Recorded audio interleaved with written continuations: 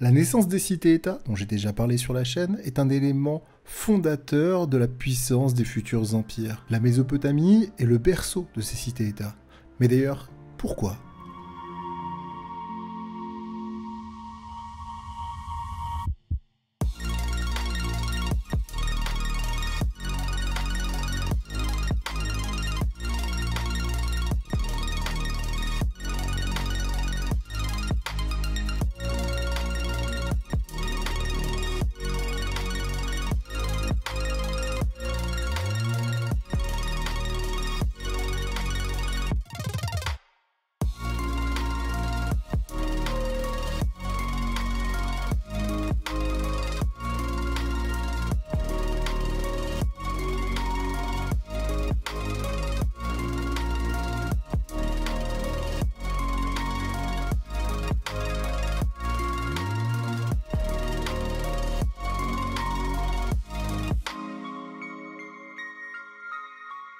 Dans cette large vallée fertilisée par les crues du Tigre et de l'Euphrate, entre les montagnes au nord et le désert au sud, que l'agriculture est présente depuis le 6e millénaire avant notre ère.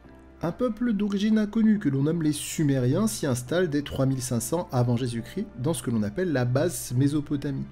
De nombreuses cités vont apparaître, comprenant une agglomération principale et un arrière-pays agricole. L'administration des terres ainsi que du commerce suscite la mise en place d'une écriture, l'écriture cunéiforme. Il n'y a pas d'unification politique, mais la conscience d'une forte identité culturelle commune. L'une des villes les plus connues sur ce territoire, c'est Babylone, la capitale d'Hammurabi et de Nabuchodonosor, entre le XVIIIe siècle avant Jésus-Christ et le IIe siècle après Jésus-Christ. D'abord modeste bourgade, Babylone devient la métropole principale de la Mésopotamie, sous le règne d'Hammurabi, de 1792 à 1750 avant Jésus-Christ. Elle garde longtemps la fonction de capitale religieuse, résidence du roi des dieux mésopotamiens, Marduk. Babylone redeviendra le cœur d'un empire dit néo-babylonien entre le 7e siècle et le 6e siècle avant Jésus-Christ, et elle ne disparaîtra qu'au début de notre ère. La ville se situe là où le Tigre et l'Euphrate sont les plus proches, et les canaux d'irrigation les plus denses. C'est dès le 18e siècle avant Jésus-Christ que la ville se répartit d'une part et l'autre du fleuve, le cœur étant en rive orientale.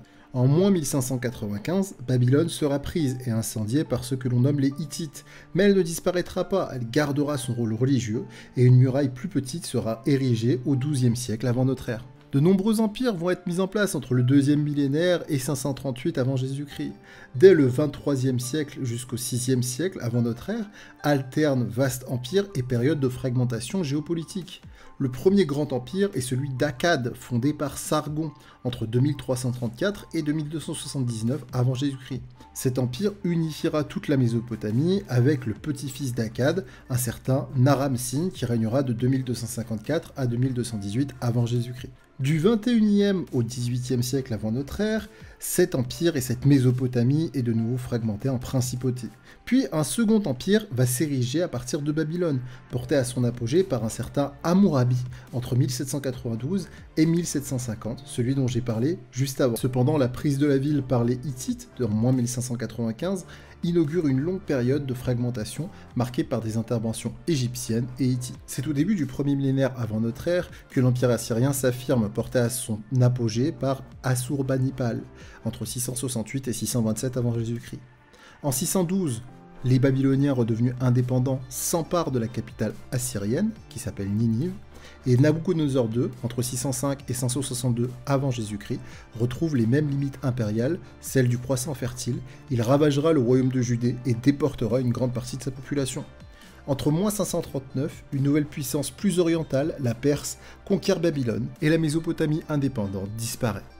Et voilà, c'est tout pour moi, j'espère que cette petite vous a plu, n'hésitez pas à vous abonner si ce n'est pas déjà fait, lâchez un petit pouce bleu et partagez la vidéo si elle vous a plu. Je vous dis à la prochaine pour une nouvelle aventure, c'était Malicus, prenez soin de vous, ciao ciao.